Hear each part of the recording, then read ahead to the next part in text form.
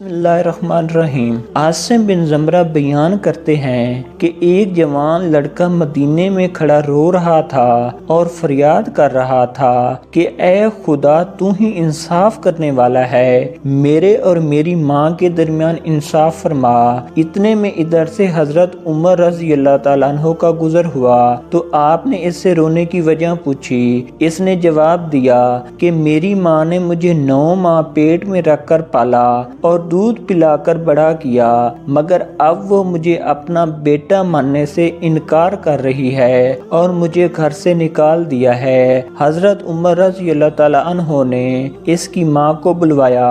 لڑکے کی ماں اپنے 4 بھائیوں اور قبیلے کے لوگوں کے ساتھ حاضر خدمت ہوئی۔ حضرت عمر نے اس سے پوچھا کہ اس لڑکے کے بارے میں کیا کہتی ہو؟ عورت نے کہا کہ میں نہیں جانتی اسے، یہ جھوٹ بول رہا ہے، مجھے تو اتنا بھی نہیں پتا کہ یہ ہے کس قبیلے سے اور کیسے مجھے ماں بول رہا ہے، جبکہ میں نے تو ابھی شادی بھی نہیں کی۔ حضرت عمر رضی اللہ تعالیٰ عنہ نے اس کی گواہی پوچھی تو اس کے 4 بھائیوں اور 40 قبیلہ والوں نے اس کی گواہی دے دی اور کہنے لگے یہ لڑکا بلا وجہ اس عورت کو ذلیل کرنا چاہتا ہے۔ لڑکے سے جب ثبوت مانگا تو اس نے کہا کہ میرے پاس اس کے علاوہ کوئی ثبوت نہیں کہ میں اس کا بیٹا ہوں اور یہ میری ماں ہے، میں اس کے پیٹ سے پیدا ہوا ہوں، اس کے زیر سایہ پرورش پائی ہے۔ چونکہ عورت کی طرف سے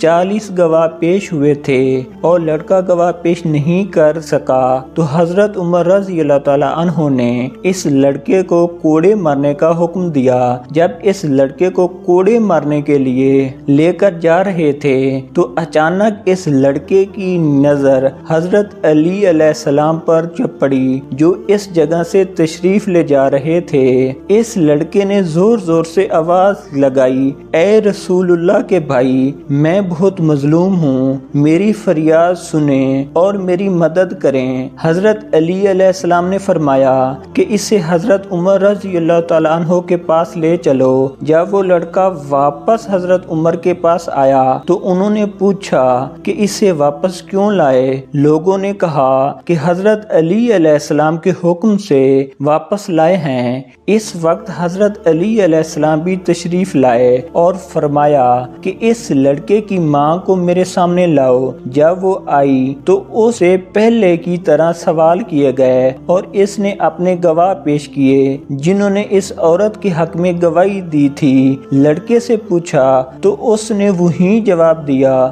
جو اس نے پہلے دیا تھا۔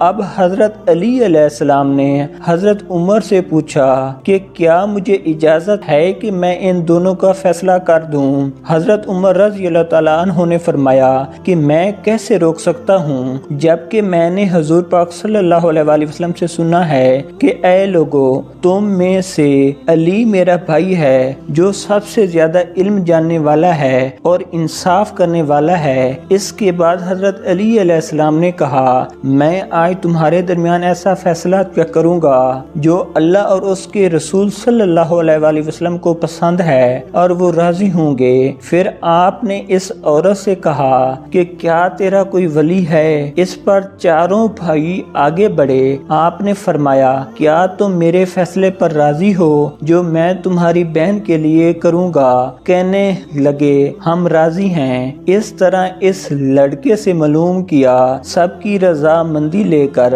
آپ نے فرمایا کہ میں اللہ کو گواہ کرتا ہوں اور حاضرین کو بھی گواہ کرتا ہوں کہ میں نے اس عورت کو بعوض 400 درہم کے اس لڑکے کے نکاح میں دیا اور 400 درہم اس لڑکے کو دے کہ اس عورت کے دامن میں ڈال دے اور اس کا ہاتھ پکڑ کر اپنے مکان پر لے جا اور اس سے پہلے واپس نہ آنا جب تک غسل جنابت سے فارغ نہ ہو جائے۔ جو ہی یہ فیصلہ اس عورت نے سنا تو اس کی چیخ نکل گئی اور کہا اے برادر رسول صلی اللہ علیہ وآلہ وسلم، کیا غضب ہو گیا کہ میں بالکل ہی جہنم کا ایندھن بن جاؤں گی؟ اقرار کرتی ہوں یہ میرا بیٹا ہے اور میں اس کی ماں۔ ایک ماں کیسے اپنے بیٹے کی بیوی ہو سکتی ہے؟ حضرت علی رضی اللہ تعالیٰ عنہ نے فرمایا کہ پہلے کیوں نہیں اقرار کرتی تھی؟ کہنے लगी मेरी कोई खता नहीं, ये सब कसूर मेरे भाइयों का है, क्योंकि उन्होंने मेरी शादी एक मालदार से की जिसका इंतकाल हो गया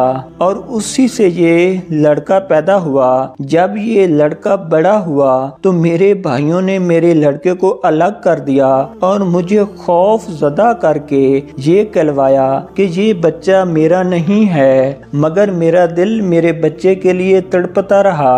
ये कहकर वो अपने बच्चे का हाथ पकड़कर मेरा बच्चा कहते हुए चल पड़ी। अल्लाह पाक से दुआ है कि वो हमें सच बोलने की तौफीक अता फरमाए। आमीन।